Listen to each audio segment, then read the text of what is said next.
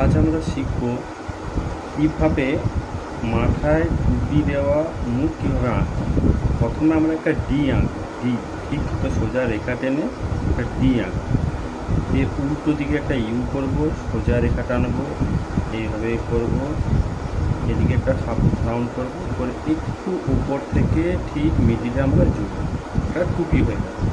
ঠিক আছে, এবার এই গোলটাকে আমরা একটু নিচের দিকে নামাবো।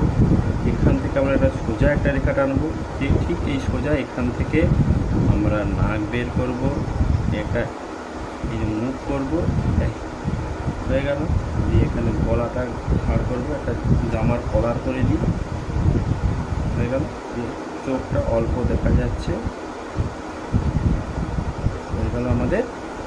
দিয়ে এখানে টুপি মাথা দেওয়া কিন্তু আমরা হয়ে গেল।